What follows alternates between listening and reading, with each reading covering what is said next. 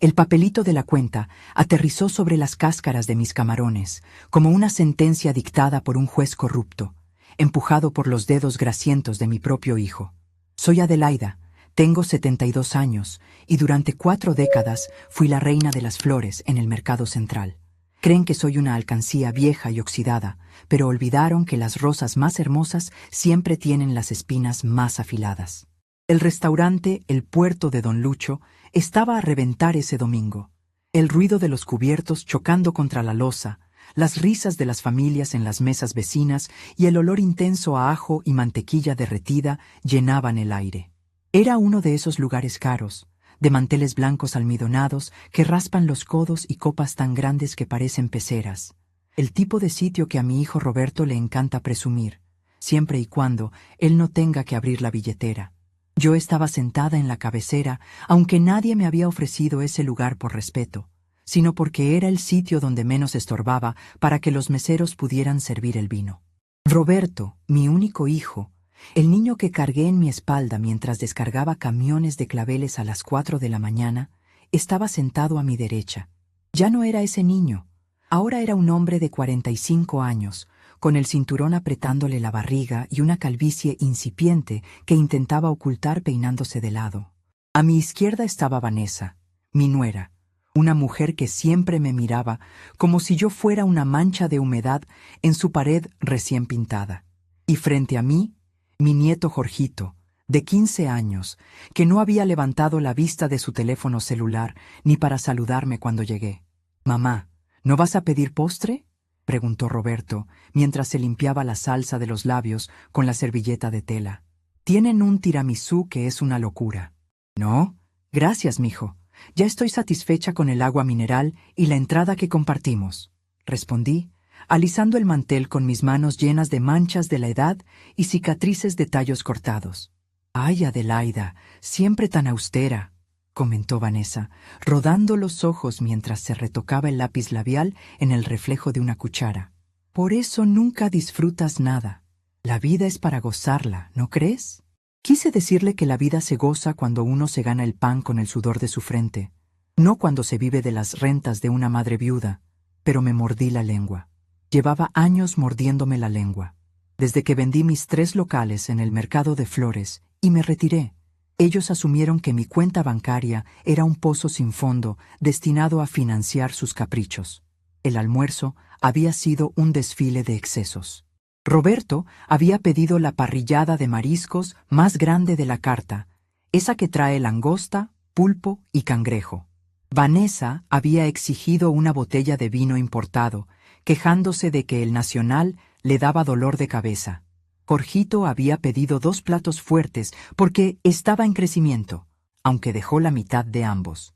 Yo, en cambio, había pedido mi botella de agua mineral y había picado un poco de pan con mantequilla, cuidando mi digestión y, honestamente, cuidando mi paciencia. Observé mis manos sobre la mesa. Eran manos fuertes, manos que sabían distinguir un tulipán fresco de uno congelado con solo tocar un pétalo. Manos que habían contado billetes, firmado cheques y cerrado tratos con camioneros rudos a la madrugada. ¿En qué momento mi familia empezó a ver estas manos solo como dispensadores de dinero?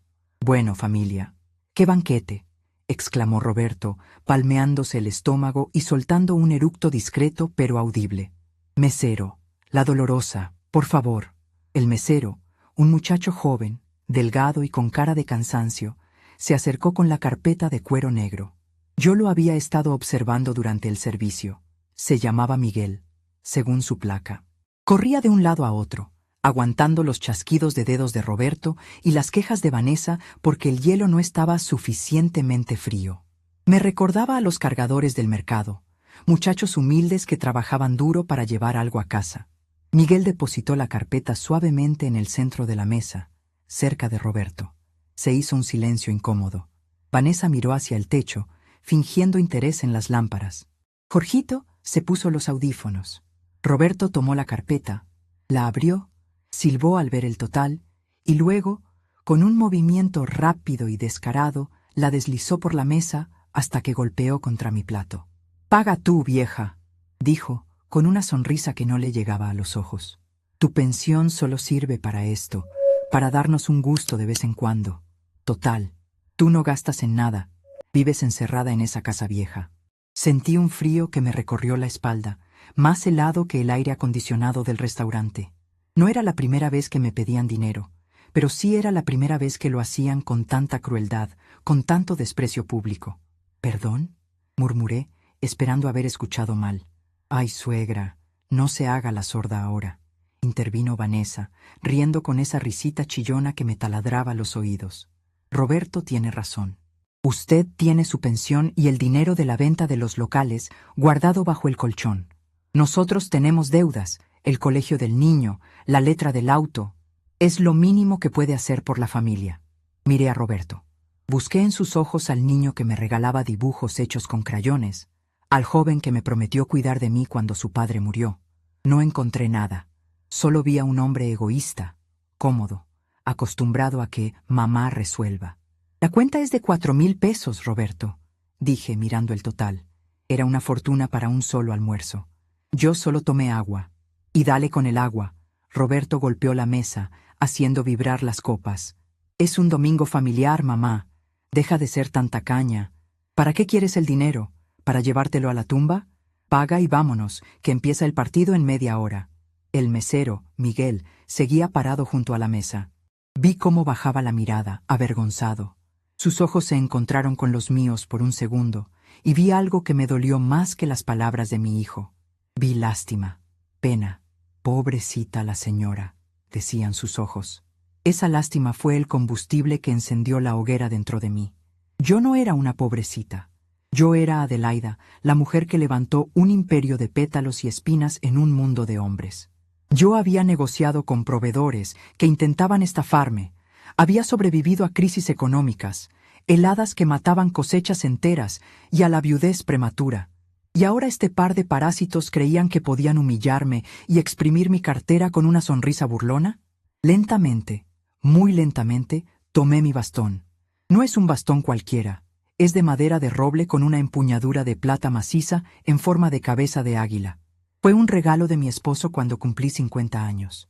Para que te apoyes, pero también para que mandes, me dijo. Acaricié la plata fría con mi pulgar. Tienen razón, dije, con una voz tan calmada que incluso Jorgito se quitó un audífono para escuchar. El dinero es para usarse. Roberto sonrió triunfante. Vanessa le dio un codazo cómplice. Pensaron que habían ganado. Pensaron que la vieja había cedido, como siempre. Abrí mi bolso de cuero gastado. Saqué mi monedero, ese pequeño de broche que a Vanessa siempre le pareció naco y de mal gusto. Empecé a rebuscar entre las monedas. «Apúrate, mamá, que no tenemos todo el día», resopló Roberto. Saqué una moneda de 10 pesos, luego otra de 5, y 3 de 1 peso. Las fui apilando cuidadosamente sobre el mantel blanco, una por una, haciendo un pequeño tintineo metálico que contrastaba con el bullicio del restaurante. 18 pesos, dije en voz alta.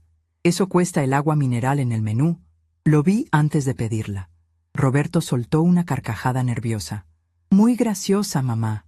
Ahora saca la tarjeta, esa negra que tienes guardada. Cerré el monedero con un clic seco. Luego cerré mi bolso. Me apoyé en mi bastón y me puse de pie. Mis rodillas crujieron un poco, pero me mantuve firme, más erguida que en los últimos 10 años. Esa es mi parte, dije, mirando fijamente a mi hijo. Mi pensión, como tú dices, es mía, y me la gané levantándome cuando tú todavía soñabas con angelitos. Me la gané cargando cajas, peleando precios y aguantando frío. No es para pagar tus langostas ni el vino caro de tu mujer. La sonrisa de Roberto se desvaneció. Vanessa abrió la boca, indignada, pareciendo un pez fuera del agua. Pero, mamá, ¿qué haces?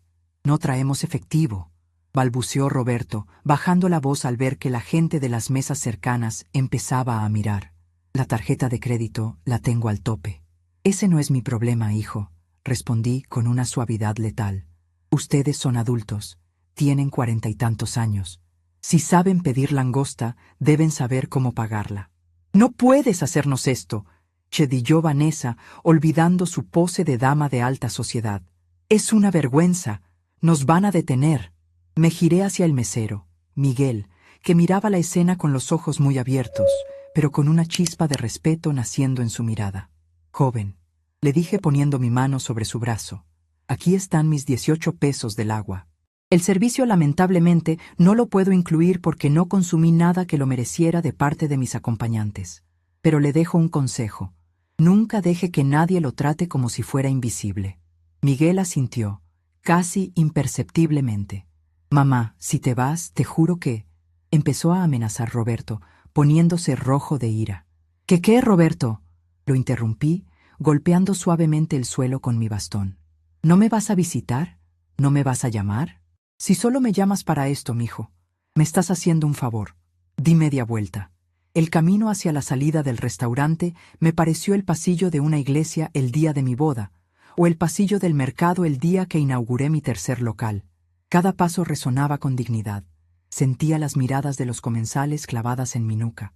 Algunos murmuraban, otros contenían la risa al ver la cara de pánico de mi hijo y mi nuera.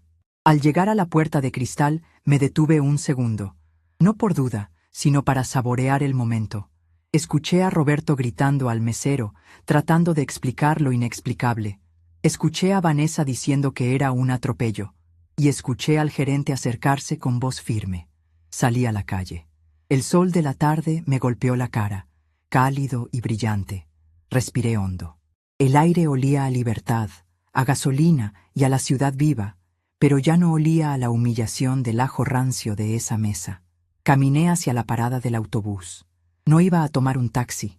Quería sentir el movimiento de la ciudad. Quería ver gente real. Mientras esperaba, saqué mi teléfono celular. Un modelo antiguo pero funcional. Tenía 3 llamadas perdidas de Roberto. Lo apagué.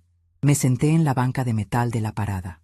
Mis manos temblaban un poco, no de miedo, sino de la adrenalina que no sentía desde hacía años.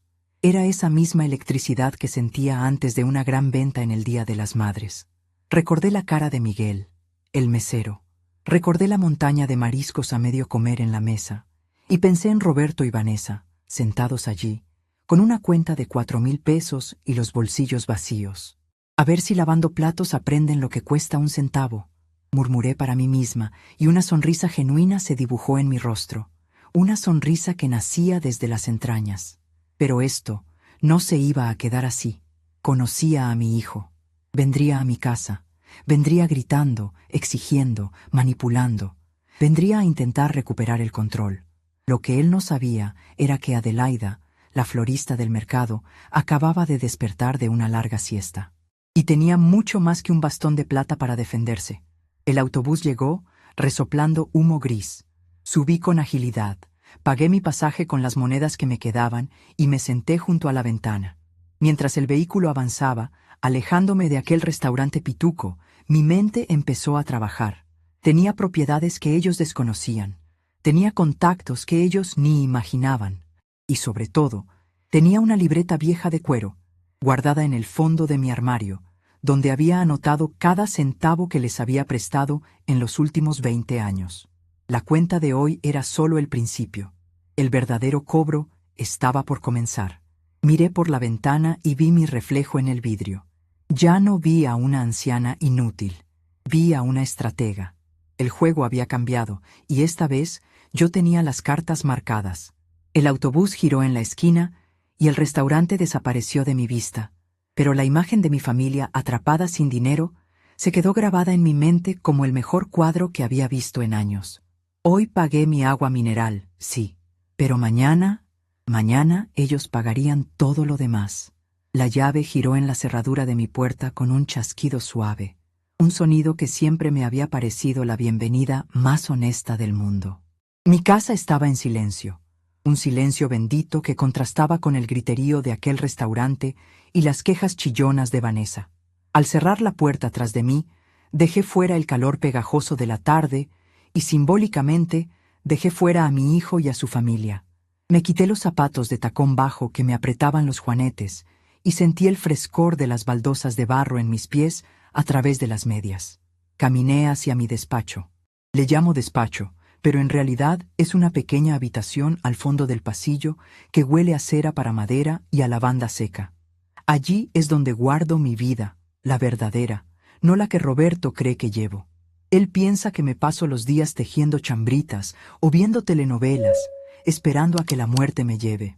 Pobre iluso. Me senté en mi escritorio, un mueble macizo de caoba que compré hace 30 años en una subasta. Pasé la mano por la superficie barnizada, sintiendo las vetas de la madera. Mi corazón, que había estado galopando como un caballo desbocado en el restaurante, ahora latía con un ritmo lento y poderoso, como un tambor de guerra. Era hora de hacer inventario, no de flores ni de macetas, sino de verdades. Abrí el cajón inferior del escritorio, el que siempre mantengo cerrado con llave. La llave la llevo colgada al cuello, junto a mi escapulario de la Virgen del Carmen, bajo la blusa. Saqué una caja de metal pesada, de esas antiguas de color verde olivo que se usaban para guardar herramientas o dinero en los tiempos de antes. No era una caja bonita, tenía rayones y un golpe en una esquina, pero era impenetrable. Dentro de esa caja no había joyas, ni fotos viejas de tiempos mejores. Había papeles. Papeles que valían más que todo el oro que Vanessa soñaba con colgarse en el cuello. Lo primero que saqué fue el cuaderno negro.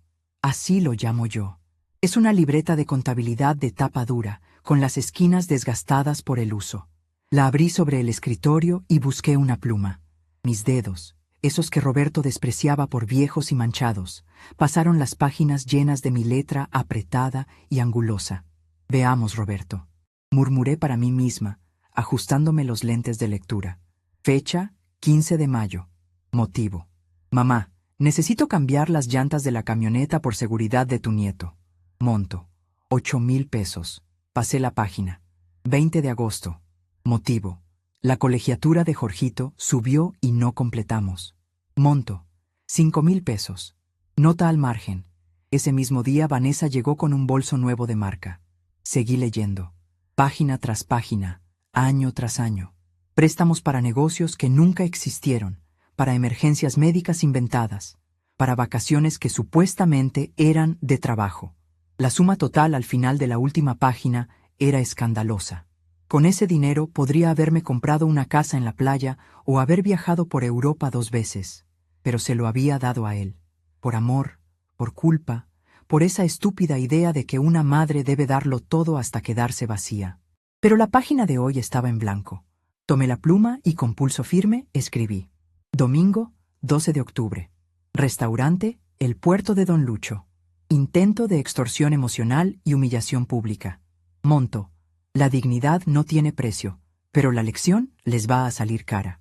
Dejé el cuaderno a un lado y volví a meter la mano en la caja de metal. Saqué un sobre manila grueso, atado con un cordel rojo. Roberto y Vanessa creían que yo había vendido mis 3 locales del mercado de flores hace 5 años por una suma fija que se estaba acabando. Creían que vivía de los restos de esa venta. Qué poco conocían a la mujer que los parió y alimentó. Desaté el cordel y extendí los documentos. Eran contratos de arrendamiento. No vendí los locales. Jamás vendería el corazón de mi esfuerzo. Se los renté a El Turco Méndez, el mayor importador de orquídeas del estado, y a Doña Chuy, la reina de los arreglos fúnebres. Las rentas que esos locales generaban mensualmente eran superiores al sueldo que Roberto ganaba en su mediocre empleo de oficina, si es que todavía tenía empleo, porque últimamente sus historias no cuadraban. Esas rentas iban a una cuenta de ahorros en un banco que no era el que Roberto conocía. Una cuenta que no tenía tarjeta de débito, solo una libreta de ahorros a la antigua, para evitar la tentación y los rastros digitales. Miré los papeles y sentí una oleada de poder recorrer mis venas. Durante años me hice la pequeña. Me hice la que no entendía de finanzas modernas, la que necesitaba ayuda para usar el cajero automático, solo para que ellos se sintieran útiles, para que se sintieran superiores. ¡Qué error tan grande! Al hacerme la tonta, alimenté al monstruo de su codicia. Me levanté y caminé hacia el espejo de cuerpo entero que colgaba en la puerta del armario. Me miré, vi mis arrugas, sí, vi mi cabello blanco recogido en un chongo severo, vi mi cuerpo que ya no tenía la cintura de avispa de los 20 años, pero también vi mis ojos. Eran negros, profundos y brillaban con una inteligencia feroz que había mantenido oculta bajo capas de sumisión materna. «Te subestimaron, Adelaida», le dije a mi reflejo. «Pensaron que eras una oveja vieja lista para el matadero, Se olvidaron de que fuiste tú quien negoció con los sindicatos de cargadores cuando tu marido murió.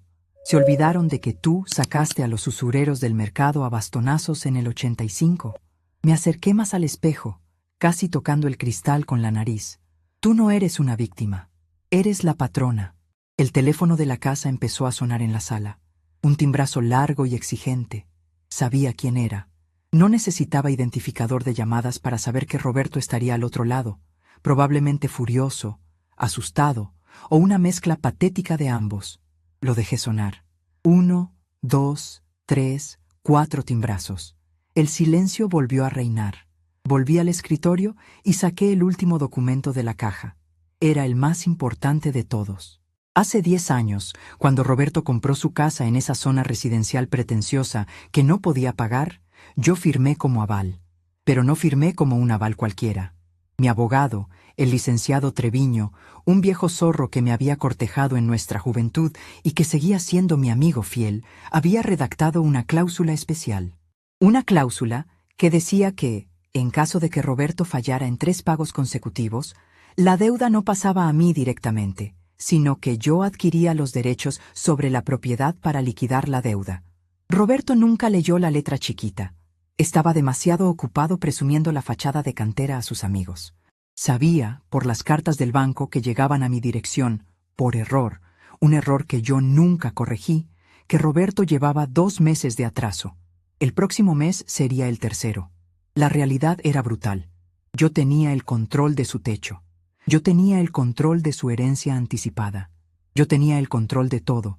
Y ellos me trataban como si fuera una carga, un mueble viejo que estorba en el pasillo. Una risa seca escapó de mi garganta. No era una risa alegre. Era la risa de quien descubre que ha estado sentada sobre un cofre del tesoro mientras mendigaba pan. Me senté de nuevo y tomé una hoja de papel membretado. Mi antiguo papel membretado. Flores y diseños Adelaida. Calidad y distinción. La tinta del logotipo estaba un poco desvaída por el tiempo, pero el nombre seguía imponiendo respeto en el gremio. Empecé a escribir. No una carta de amor, ni una disculpa. Estaba redactando un plan de acción. Paso 1. Cortar el flujo de efectivo inmediato. Se acabaron los domingos familiares pagados, las recargas de celular, los préstamos para emergencias. Paso 2. Visita al licenciado Treviño mañana a primera hora. Necesito ejecutar la cláusula de la propiedad, o al menos usarla para asustarlos hasta que se orinen en los pantalones. Paso 3. Recuperar mi vida. Me detuve en el tercer punto. Recuperar mi vida. ¿Qué significaba eso?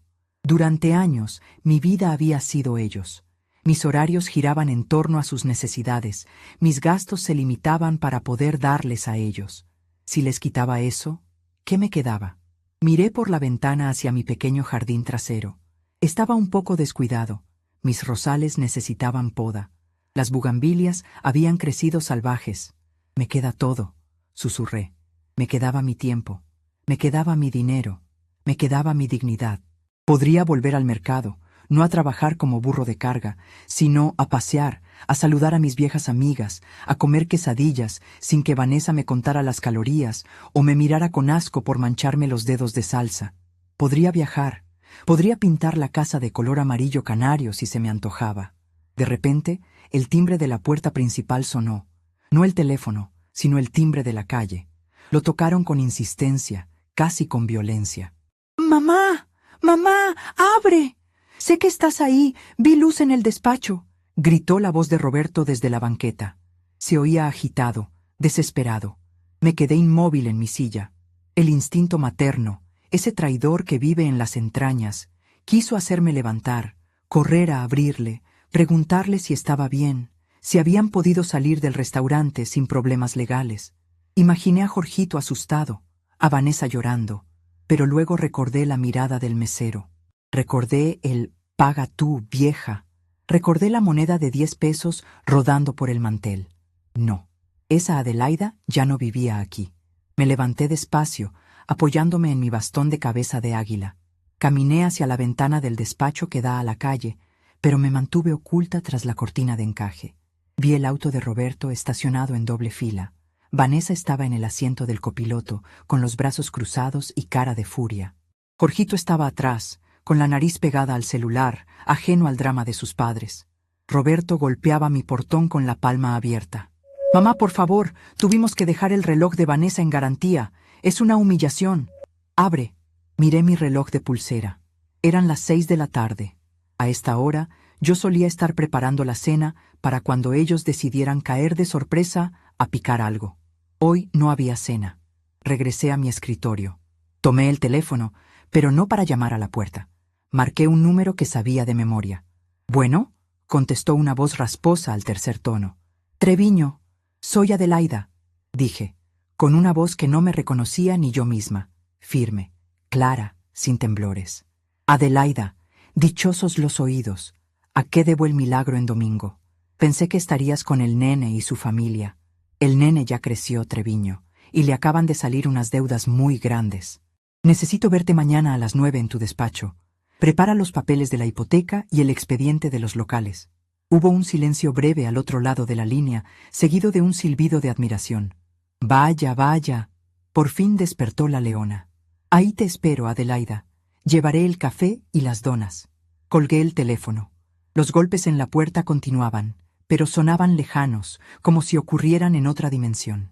Guardé el cuaderno negro y los documentos en la caja de metal. Cerré la caja con llave. Cerré el cajón del escritorio. Me dirigí a la cocina. Me preparé una taza de té de manzanilla, caliente y dulce, como a mí me gusta. Me senté en mi sillón favorito de la sala, encendí la radio vieja para escuchar boleros y subí el volumen lo suficiente para apagar los gritos de la calle. Afuera, mi hijo seguía gritando, creyendo que tenía derecho a mi paz. Adentro, yo bebía mi té, saboreando cada sorbo como si fuera el néctar de los dioses. La guerra había comenzado, y por primera vez en mi vida no tenía miedo de perder a mi hijo. Tenía miedo de no haberme encontrado a mí misma antes. Mañana, cuando el sol saliera, el licenciado Treviño y yo tendríamos una conversación muy interesante. Y Roberto, bueno, Roberto iba a descubrir que las flores más bonitas del mercado siempre crecen sobre el abono más duro. Me desperté antes de que el sol se atreviera a pintar de naranja los techos de la colonia. No necesité despertador. La costumbre de 40 años de madrugar para recibir los camiones de flores en el mercado seguía grabada en mis huesos, más puntual que cualquier reloj suizo. Pero esa mañana el aire se sentía diferente. No había prisa, no había ansiedad por revisar si los tulipanes habían llegado marchitos. Había, en cambio, una calma fría y metálica, como la hoja de una tijera de podar recién afilada. Me levanté y fui directo al armario. Aparté los vestidos de abuelita resignada, esos de estampados florales deslavados que Vanessa decía que iban con mi edad. Busqué al fondo, protegida por una funda de plástico que olía a naftalina y recuerdos, mi armadura de guerra, un traje sastre color azul marino, de corte recto y tela gruesa. Me lo había comprado hace 15 años para negociar con el ayuntamiento cuando quisieron reubicarnos. Me quedaba un poco holgado de la cintura, pero los hombros encajaban perfectos. Me alisé el cabello, recogiendo cada hebra blanca en un chongo impecable, y me puse un poco de labial color terracota. Al mirarme al espejo, Adelaida la jubilada había desaparecido. Adelaida, la patrona de las flores, estaba de vuelta. Salí de casa sin hacer ruido. Mi teléfono, que había encendido solo para revisar la hora, tenía 14 llamadas perdidas de Roberto y 5 mensajes de voz que no me molesté en escuchar. Sabía lo que decían: reclamos, culpas, chantajes, el repertorio de siempre. Tomé un taxi en la avenida. Nada de pedirle al vecino o esperar el autobús hoy. Iba al centro, al despacho del licenciado Treviño. El edificio era viejo, de esos con elevadores de reja que rechinan como gatos en celo, pero olía a cera para pisos y a café recién hecho, un olor que me tranquilizaba. Treviño me esperaba con la puerta abierta y 2 tazas de café humeantes sobre su escritorio, que era un mar de expedientes y ceniza de puro. «Te ves bárbara, Adelaida», dijo, levantándose con dificultad, pero con esa caballerosidad de antes que ya no se ve. «Ese azul te sienta bien, te hace ver peligrosa». «Esa es la idea, Ramiro», respondí, sentándome y colocando mi bastón con la cabeza de águila sobre sus papeles. No vine a tomar el té y platicar del clima. Vine a ejecutar. Treviño sonrió, mostrando sus dientes manchados de tabaco, y abrió una carpeta beige. Lo tengo todo listo. Revisé los pagos de la hipoteca de Roberto. Efectivamente, el tercer pago venció ayer. El banco ya emitió la alerta interna, pero como tú eres el aval con cláusula de subrogación inmediata, la deuda es tuya. Y la casa también, si así lo decides. Asentí, tomando un sorbo de café. Estaba fuerte y amargo, justo lo que necesitaba. No quiero quitarle la casa todavía, Ramiro. No soy un monstruo. Quiero que sienta el miedo.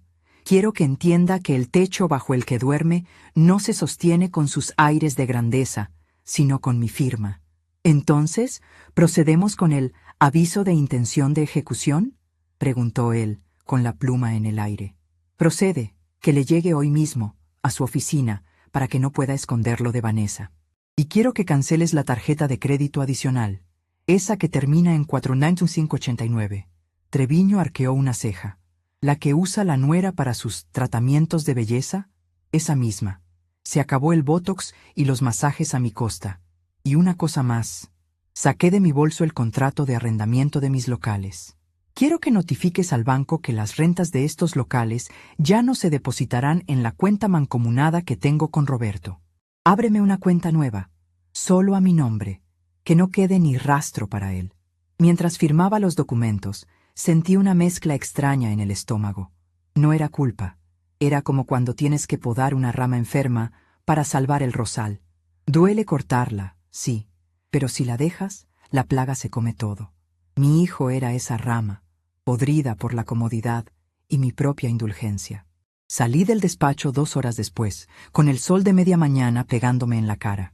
Me sentía ligera, como si me hubiera quitado un saco de cemento de la espalda. Mi teléfono vibró de nuevo. Era Vanessa. Lo dejé sonar hasta que se cayó. En lugar de regresar a mi casa a encerrarme, decidí ir a mi verdadero hogar, el mercado de Jamaica. El olor me golpeó antes de entrar. Una mezcla embriagadora de tierra mojada, tallos cortados, cempasúchil, rosas y el aroma picante de los tacos de canasta de la entrada. El ruido era ensordecedor para cualquiera, pero para mí era música. Los gritos de los cargadores, el regateo, las carretillas rodando sobre el concreto. Caminé por los pasillos estrechos, esquivando cubetas de agua y montañas de follaje. Mi bastón repiqueteaba con autoridad. «Doña Adelaida, milagro que se deja ver», gritó el chato, un hombre enorme que vendía girasoles y que yo había conocido cuando era un flacucho que apenas podía cargar una caja. «Ando de inspección, chato, a ver si no me están vendiendo gato por liebre», bromeé, y él soltó una carcajada que hizo temblar sus cachetes. Seguí avanzando hasta llegar a mis antiguos locales, ahora rentados por don Méndez.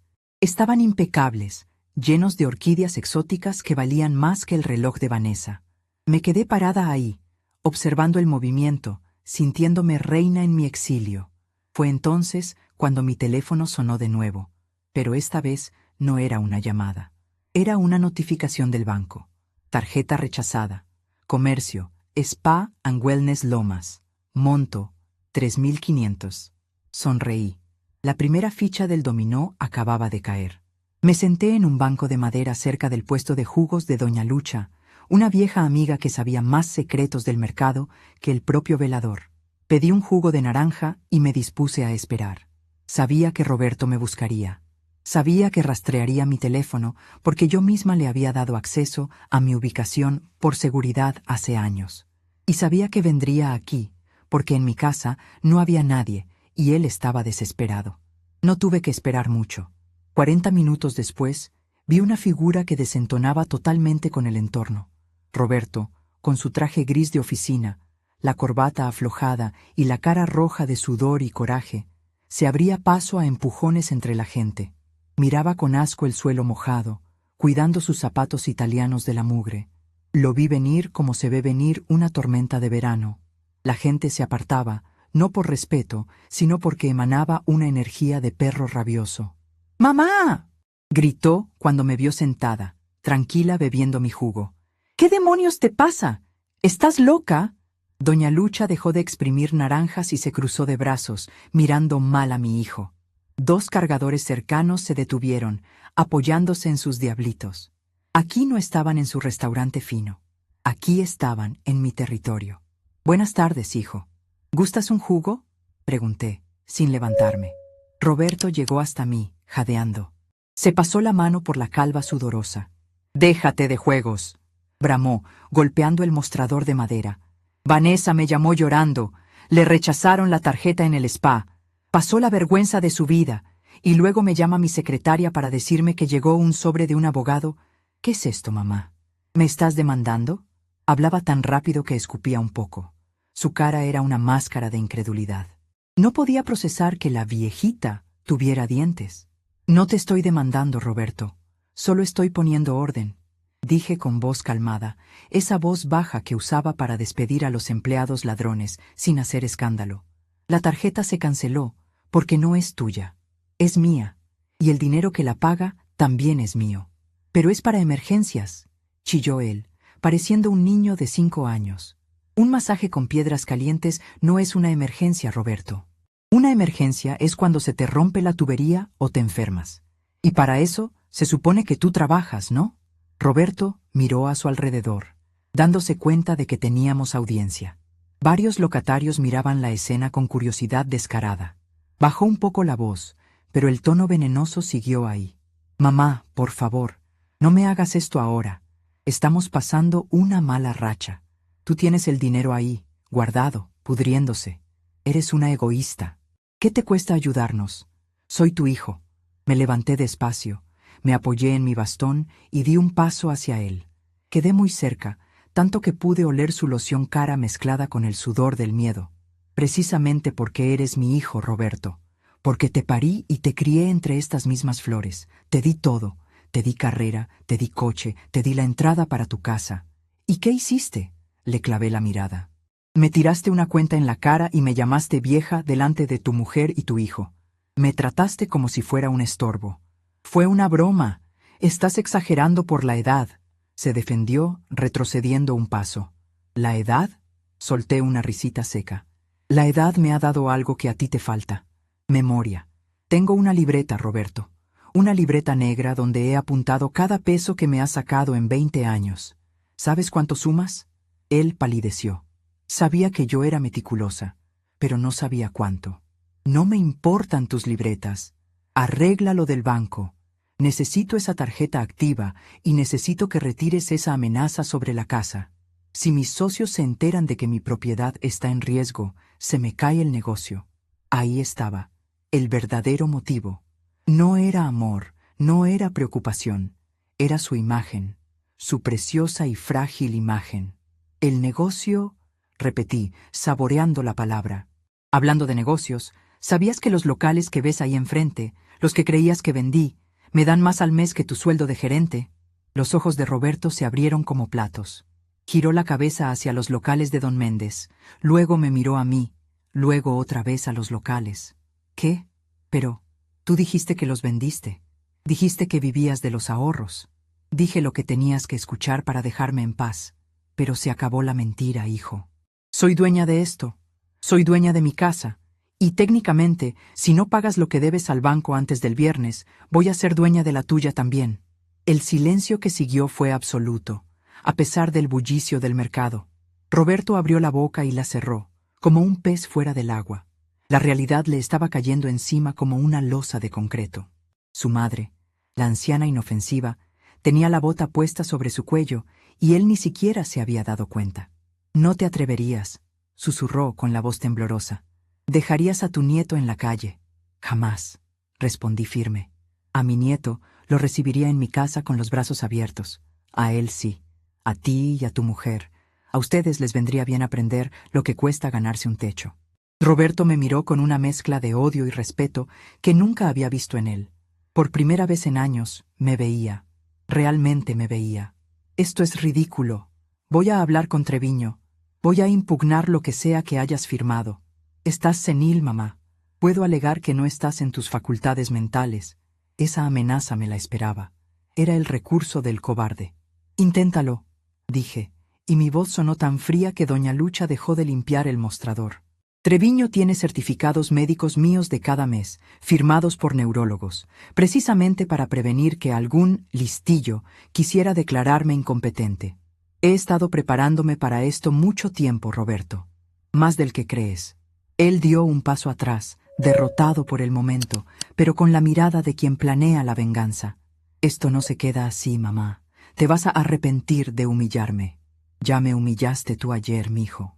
Ahora estamos a mano, dije, dándome la vuelta para mirar mis flores. Y por cierto, si quieres comer, los tacos de canasta de la entrada son buenísimos. Cuestan 5 pesos. A ver si te alcanza. Escuché sus pasos alejándose, rápidos y furiosos, perdiéndose entre el gentío. No volteé. No necesitaba verlo para saber que iba corriendo a su auto para llamar a Vanessa y gritar. Sentí una mano en mi hombro. Era doña Lucha, que me extendía otro vaso de jugo. «¡Ay, Adelaida! Cría cuervos», murmuró, negando con la cabeza. «Y te sacarán los ojos, Lucha», completé la frase, tomando el vaso. Pero se les olvidó que esta vieja águila todavía tiene garras, y apenas estoy empezando a usarlas.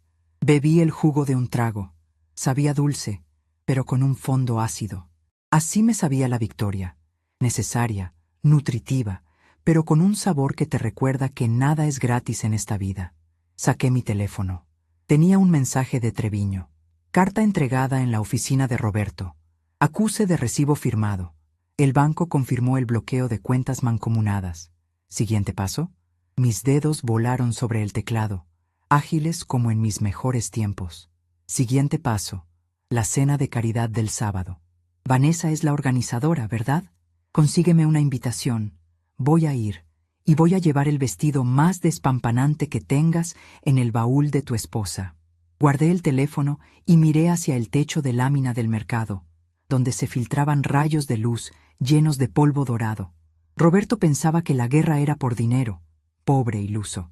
La guerra era por respeto, y la batalla final no sería en un juzgado ni en una casa. Sería en su propio terreno, delante de toda esa gente a la que tanto querían impresionar. Si querían espectáculo, Adelaida les iba a dar una función que no olvidarían jamás. El vestido de terciopelo verde esmeralda que Treviño consiguió del baúl de su difunta esposa me quedaba como un guante, aunque olía ligeramente a lavanda antigua y a naftalina, un aroma que para mí era el perfume de la victoria. Me miré en el espejo del recibidor antes de salir. No llevaba joyas ostentosas, solo un collar de perlas auténticas que mi esposo me regaló cuando nació Roberto, y en mi mano derecha, mi fiel bastón con la empuñadura de plata en forma de cabeza de águila. Esta noche, el águila iba a cazar. El taxi me dejó frente a la escalinata del club campestre.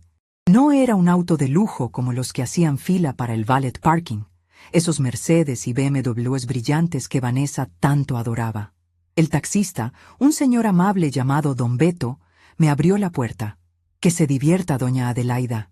Y no deje que ningún catrín la mire por encima del hombro», me dijo guiñando un ojo. «Descuide, Beto. Hoy los que van a agachar la cabeza son otros», respondí, dándole una propina generosa. Subí los escalones de mármol con paso lento pero firme. El sonido de mi bastón golpeando la piedra, clac, clac, clac, anunciaba mi llegada mejor que cualquier trompeta. En la entrada, un guardia de seguridad joven revisaba la lista de invitados con el ceño fruncido. «Buenas noches, señora. ¿Su nombre?», preguntó sin levantar mucho la vista. «Adelaida», dije simplemente. «Vengo como invitada especial del licenciado Treviño y de la mesa directiva». El muchacho buscó en su tableta y sus ojos se abrieron un poco más al encontrarme. «Ah, sí. Disculpe, doña Adelaida. Pase usted. La están esperando en la mesa principal». Entré al salón. El aire acondicionado estaba tan fuerte que calaba los huesos, pero el ambiente estaba caliente. Había candelabros de cristal inmensos, arreglos florales que reconocí de inmediato. Eran de la competencia de Flores El Paraíso, y se veían un poco tristes, con los pétalos de las rosas ya abriéndose demasiado, y una multitud de gente vestida de etiqueta bebiendo champaña. Mis ojos de halcón tardaron 3 segundos en localizar a mis presas. Vanessa estaba cerca de la barra, manoteando con un hombre de traje que parecía ser el gerente del banquete. Llevaba un vestido rojo chillón, demasiado ajustado, y se le notaba el sudor en la frente a pesar de las capas de maquillaje. Roberto estaba a su lado, con una copa en la mano, mirando hacia todos lados con esa expresión de animal acorralado que había tenido en el mercado. Avancé hacia ellos. La gente se apartaba a mi paso, no porque me conocieran, sino porque una anciana de 72 años caminando con esa determinación en medio de una fiesta de gente bonita genera una curiosidad magnética. Cuando estuve a 3 metros, Roberto me vio. Casi se atraganta con su bebida. Le dio un codazo a Vanessa, quien se giró tan rápido que casi pierde el equilibrio sobre sus tacones de aguja.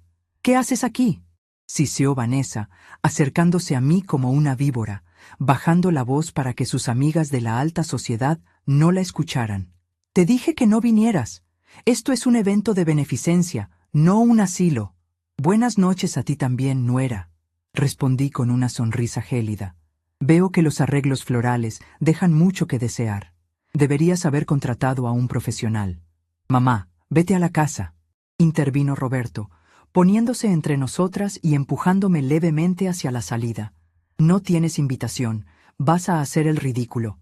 Por favor, no nos arruines la noche. Ya tenemos suficientes problemas». «¿Problemas?», pregunté inocentemente, aunque sabía exactamente a qué se refería. Como el hecho de que el gerente del banquete te está negando el servicio de licores premium porque el cheque del anticipo rebotó esta mañana. La cara de Vanessa se transformó. Pasó del enojo al pánico puro en un segundo. «¿Cómo sabes eso?», murmuró, mirando de reojo al gerente que seguía esperando con cara de pocos amigos. «Roberto, haz algo. Sácala de aquí. Si mis amigas la ven». «Tus amigas van a ver algo muy interesante esta noche, Vanessa», dije, apartando a Roberto con un movimiento seco de mi bastón. «Y no me voy a ir. De hecho, creo que voy a tomar mi lugar». En ese momento, el licenciado Treviño apareció entre la multitud, luciendo un smoking que olía a naftalina igual que mi vestido, pero con una sonrisa de oreja a oreja.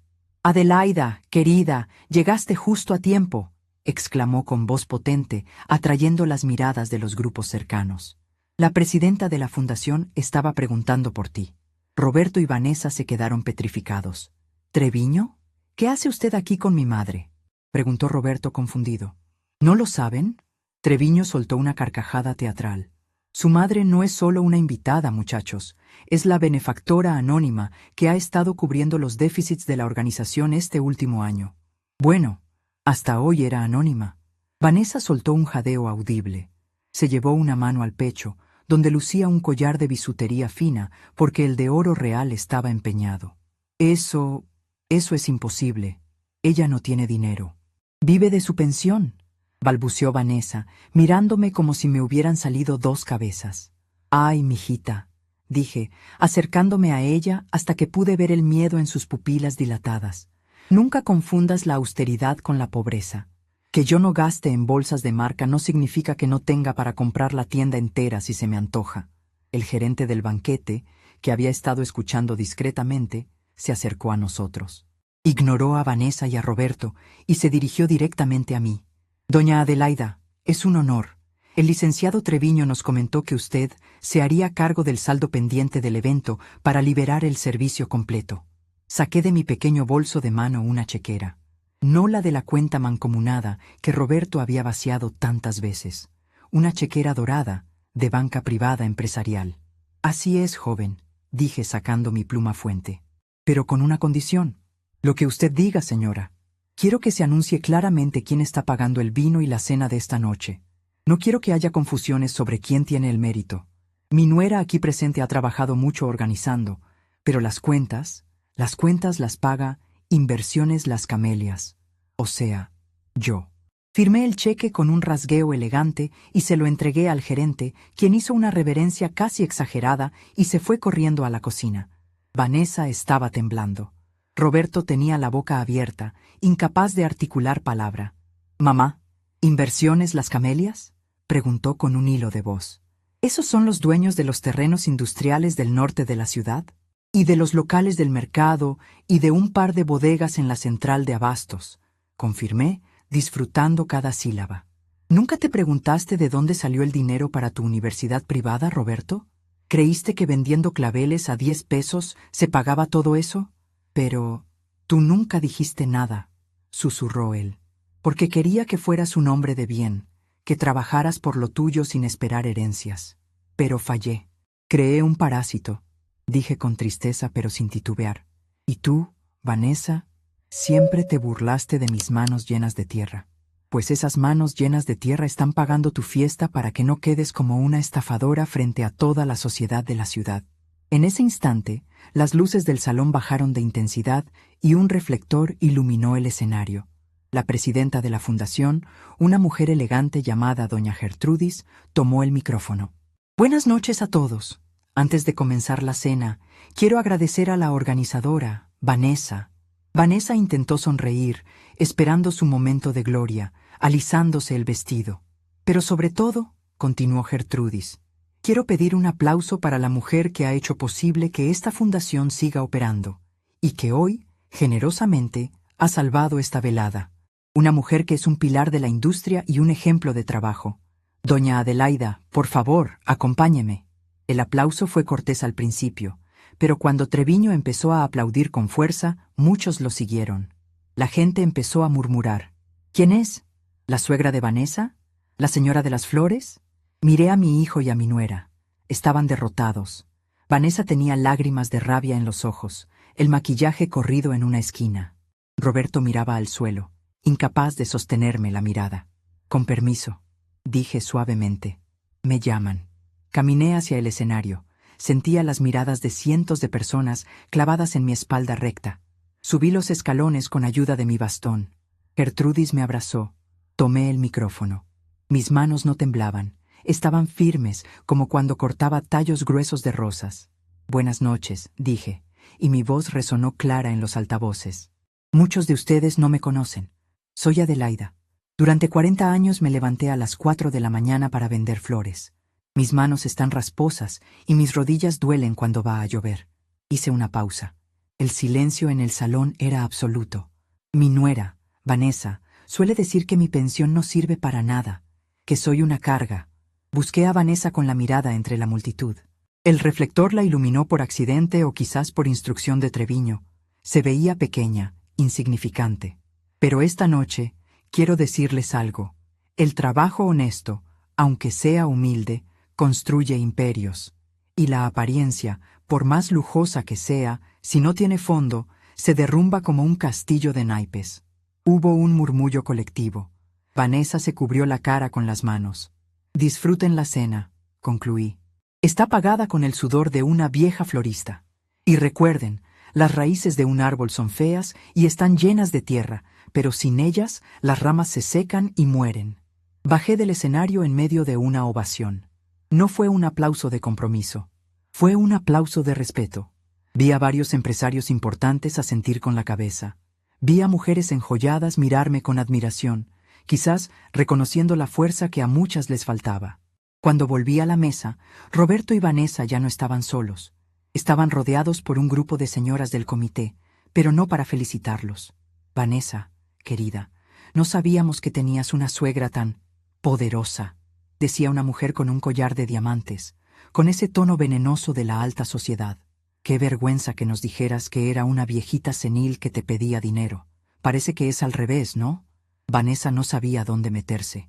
Roberto intentaba explicar algo, pero nadie le prestaba atención. Al verme llegar, el grupo se abrió como el mar rojo. Doña Adelaida, siéntese aquí, por favor, dijo la señora de los diamantes, ofreciéndome su propia silla. Queremos saber su historia. ¿Cómo empezó su negocio? Mi esposo está buscando inversionistas para un proyecto agrícola y... Me senté, acomodando mi bastón. Miré a mi hijo, que estaba de pie, excluido del círculo de poder, sosteniendo una copa vacía. Roberto, lo llamé. Él levantó la vista, esperanzado. Ve a la barra y tráeme un agua mineral, con hielo y limón, y asegúrate de que esté fría. Sí, mamá. Sí, claro, respondió él, corriendo a cumplir la orden como si fuera un cadete. Vanessa intentó sentarse a mi lado, pero puse mi bolso en la silla vacía. Esa silla está ocupada, querida. Treviño se va a sentar ahí. Tú tienes mucho que hacer supervisando que los meseros no se roben los cubiertos, ¿no? Es tu trabajo como organizadora. Vanessa me miró con odio, pero también con un miedo profundo. Entendió, por fin, quién tenía la sartén por el mango.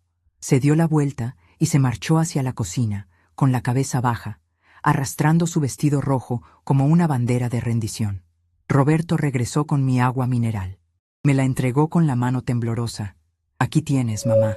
«Gracias, hijo». Tomé un sorbo. Estaba perfecta. «Ahora, si me disculpas, estoy cerrando un trato aquí con tus tías postizas.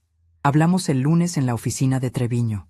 Tenemos que discutir los términos de tu desalojo, o de tu nuevo contrato de arrendamiento, si es que decides comportarte como un hombre». Roberto palideció aún más, si es que eso era posible. Asintió torpemente y se alejó, perdiéndose entre las mesas del fondo, buscando la sombra, mientras yo me quedaba bajo la luz de los candelabros. La cena transcurrió entre risas y anécdotas. Resultó que muchas de esas mujeres ricas se sentían solas, ignoradas por sus hijos o maridos, y encontraban en mis historias de mercado una autenticidad que les faltaba en sus vidas de plástico. Me convertí en la reina de la noche, no por mi dinero, sino por mi verdad. Al final de la velada, cuando los meseros empezaban a recoger, Treviño me acompañó a la salida. «Has estado brillante, Adelaida. Brutal, pero brillante», dijo, encendiendo un puro en la terraza. «Solo les di una dosis de realidad, Ramiro. Les enseñé que el respeto no se hereda, se gana, y que el dinero va y viene, pero la dignidad se queda». Vi a Roberto y Vanessa discutiendo en el estacionamiento, junto a su coche que probablemente también debían. Vanessa lloraba y le pegaba en el pecho a mi hijo. Roberto solo miraba al suelo. No sentí lástima, sentí alivio. La venda se había caído de mis ojos y de los suyos. El taxi de don Beto, que yo había pedido que volviera por mí, se detuvo frente a nosotros. El guardia de seguridad corrió a abrirme la puerta, ignorando a un Mercedes que pitaba detrás. «Buenas noches, doña Adelaida», dijo el muchacho con una reverencia genuina. Subí al taxi. Me recosté en el asiento de vinilo gastado, agotada pero satisfecha. Había sido una noche larga. «¿A dónde, jefa?», preguntó Beto. «A casa, Beto, a mi casa, que por cierto, sigue siendo mía y de nadie más». Mientras el taxi se alejaba del club, dejando atrás las luces y la música, saqué mi teléfono.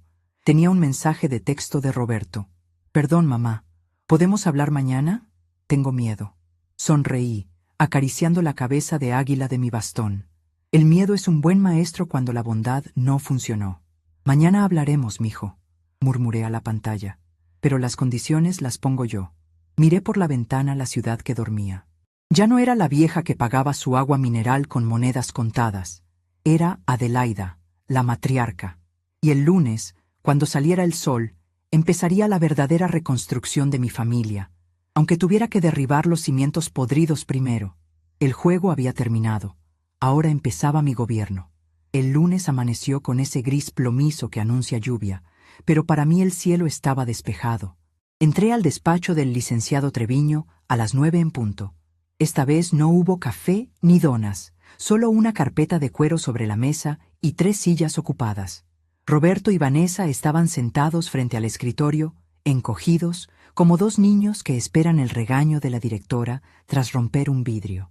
Al verme entrar, Roberto se puso de pie por reflejo, algo que no hacía desde que tenía 10 años. Vanessa, sin maquillaje y con los ojos hinchados, clavó la vista en sus manos entrelazadas. El silencio en la habitación pesaba más que un costal de tierra mojada.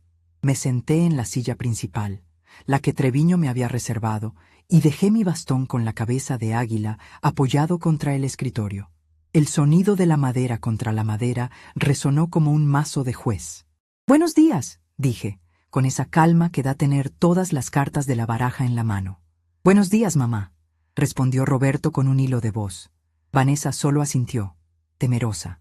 Treviño carraspeó y abrió la carpeta. «Bien. Como representante legal de la señora Adelaida y administrador de Inversiones Las Camelias, he redactado el nuevo acuerdo de convivencia y reestructuración de deuda». Roberto tragó saliva. Se aflojó el nudo de la corbata, aunque el aire acondicionado estaba al máximo. «Mamá, por favor, la casa, no nos la quites, es lo único que tenemos», suplicó mi hijo, con los ojos húmedos. Ya no había soberbia, solo el pánico puro de quien ve el abismo. Lo miré fijamente. Vi sus manos temblorosas, esas manos que nunca habían cargado nada más pesado que un portafolio. La casa ya es mía, Roberto. Legalmente, la cláusula se ejecutó el viernes, dije, y vi cómo el color abandonaba su rostro. Pero no soy una usurera sin corazón. No los voy a echar a la calle.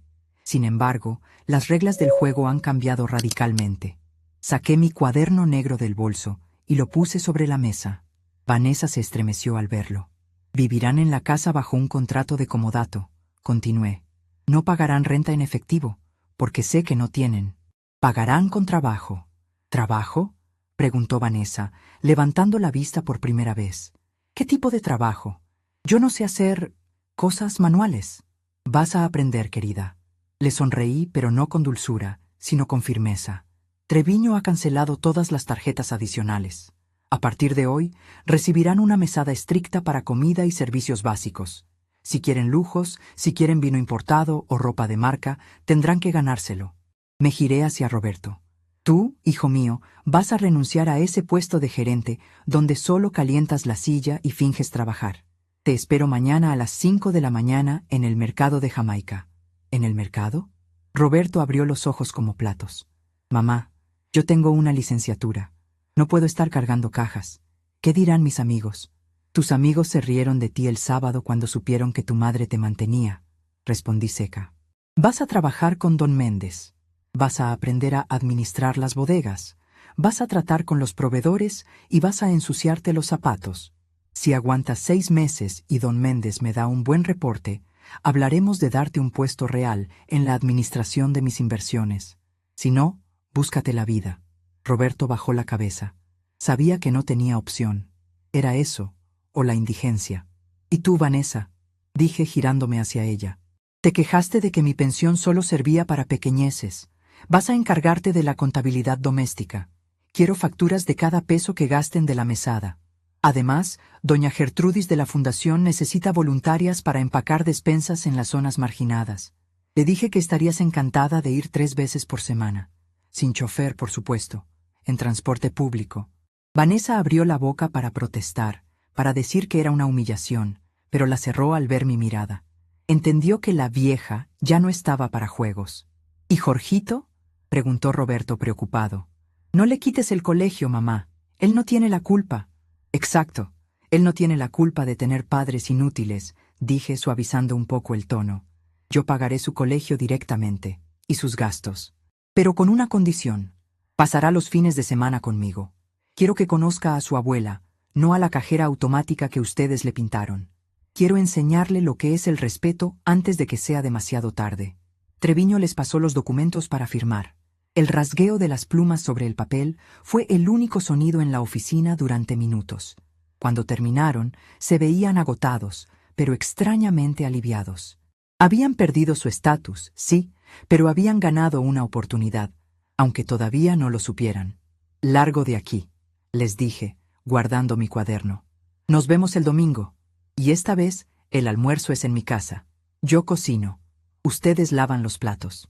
Salieron de la oficina cabizbajos. Cuando la puerta se cerró, Treviño soltó una carcajada y encendió un puro. Eres dura, Adelaida. De acero inoxidable. El acero se forja a golpes y fuego, Ramiro.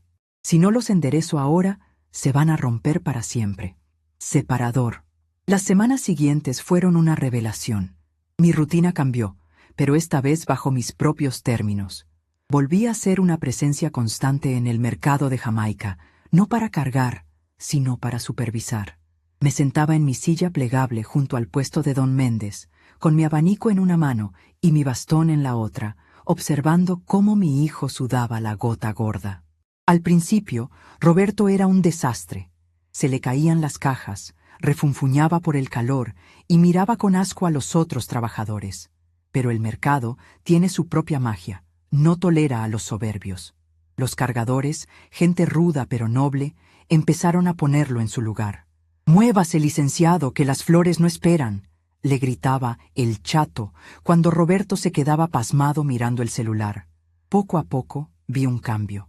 Un día lo vi almorzando un taco de chicharrón sentado en una cubeta volteada, riéndose de un chiste de uno de los choferes.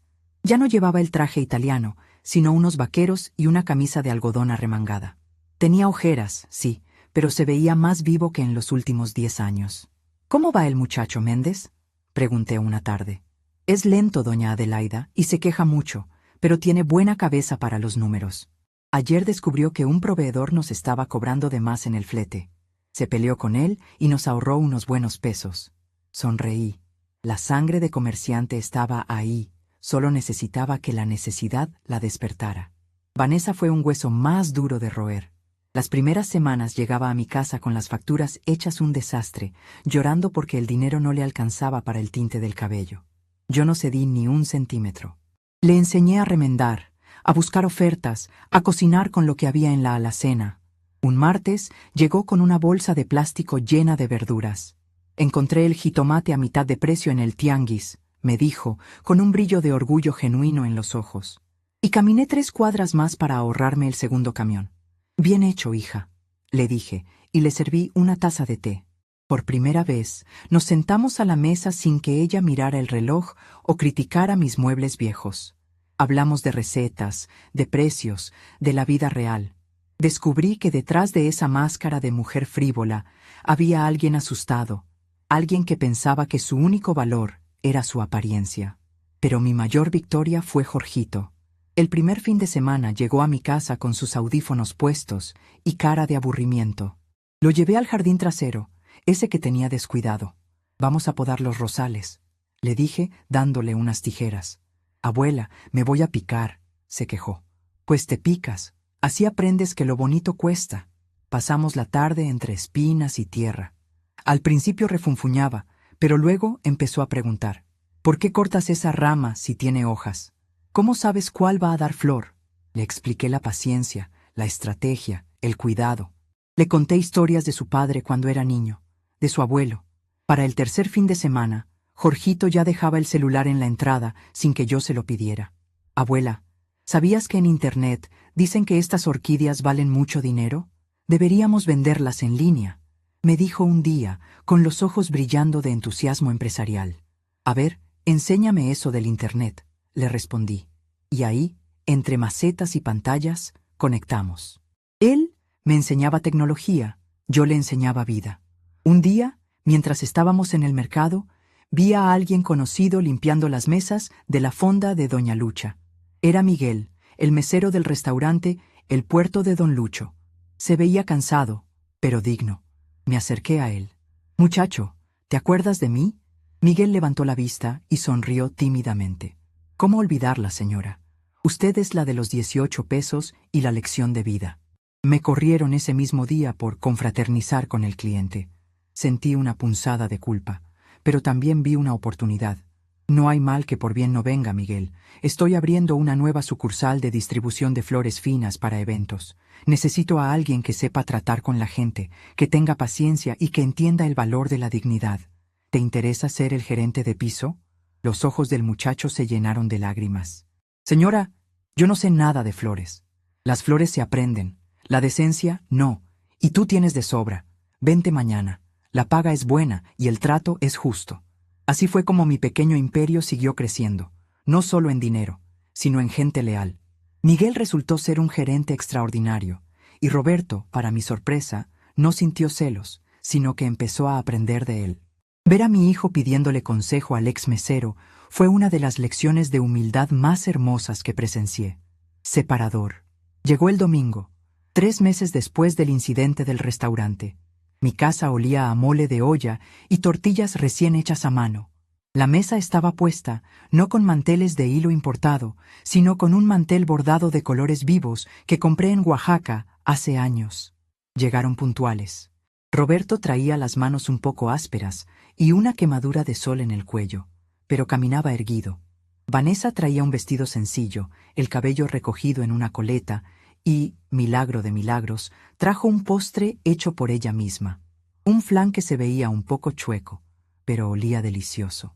Jorgito entró corriendo y me dio un beso en la mejilla antes de irse al jardín a revisar sus rosales. Siéntense, les dije. Serví la comida. Comimos con apetito, hablando de cosas reales. Roberto nos contó una anécdota graciosa sobre un cliente difícil en el mercado. Vanessa habló de la señora Gertrudis y de cómo una anciana en el reparto de despensas le había regalado una servilleta tejida que ella guardaba como un tesoro. «Está delicioso, mamá», dijo Roberto, limpiando el plato con un trozo de tortilla. «Gracias, mijo». Cuando terminamos, se hizo un pequeño silencio. El momento de la cuenta. Metí la mano en mi bolso, ese bolso de cuero gastado que tanto habían despreciado. Saqué mi monedero. Roberto y Vanessa se tensaron instintivamente, recordando la humillación del restaurante. Saqué una moneda de 10 pesos. La puse sobre la mesa. «Esta moneda», dije, haciéndola girar suavemente, «fue lo único que pagué aquel día por mi dignidad. Pensé que era el precio más alto que había pagado en mi vida». Ellos bajaron la mirada, avergonzados. «Pero me equivoqué», continué. «El precio real fue verlos a ustedes perdidos, ver que había criado a un hombre débil y aceptado a una mujer vacía. Eso me dolió más que cualquier pobreza». Tomé la moneda y se la entregué a Jorgito, que acababa de volver a la mesa. «Ten, hijo, guárdala. Que te recuerde siempre que el valor de una persona no está en la tarjeta de crédito que carga, sino en la capacidad de levantarse cuando la vida te tira la cuenta en la cara». Roberto se levantó de su silla, rodeó la mesa y se acercó a mí. Se arrodilló, algo que un hombre de su edad y orgullo jamás haría, y tomó mis manos viejas y manchadas entre las suyas. «Perdóname, mamá», dijo con la voz quebrada. «Fui un estúpido. Gracias por no dejarme caer, aunque te di todas las razones para hacerlo». Acaricié su cabeza, sintiendo el cabello ralo y la piel sudada. Era mi niño otra vez, pero ahora, por fin, estaba empezando a ser un hombre. «Levántate, Roberto. Los hombres de bien no se arrodillan, se ponen a trabajar», le dije, aunque mis ojos también se empañaron. Vanessa se levantó y empezó a recoger los platos sin que nadie se lo dijera. «Yo lavo, suegra». «Usted descanse», dijo, y por primera vez la palabra suegra no sonó a insulto, sino a familia. Me quedé sentada en la cabecera bebiendo mi té de canela. Escuchaba el agua correr en la cocina, el tintineo de los platos siendo lavados por manos que antes solo sabían señalar y exigir. Escuchaba a Jorgito explicándole a su papá algo sobre marketing digital para las flores. Miré por la ventana. El sol de la tarde iluminaba mi jardín. Los rosales que habíamos podado con Jorgito estaban llenos de brotes nuevos, fuertes, listos para dar las flores más hermosas de la temporada. Había sido una poda brutal, sí. Había dolido cortar las ramas enfermas, había sangrado con las espinas. Pero al ver a mi familia en la cocina, riendo mientras secaban los trastes, supe que había valido la pena cada lágrima y cada grito. Ya no era la anciana que estorbaba. Era Adelaida, la raíz profunda que sostenía todo el árbol. Y mis ramas, por fin, estaban empezando a dar buena sombra. Tomé mi bastón con la cabeza de águila y me levanté. Tenía que ir a mi despacho a revisar los números de la semana, porque el negocio no descansa y... inversiones. Las Camelias tenía planes de expansión, pero antes pasé por la cocina y dejé una nota pegada en el refrigerador, justo donde Roberto y Vanessa pudieran verla. Decía, con mi letra angulosa y firme: «La deuda está saldada por hoy. Mañana abrimos a las 5. No lleguen tarde». Salí al pasillo sonriendo.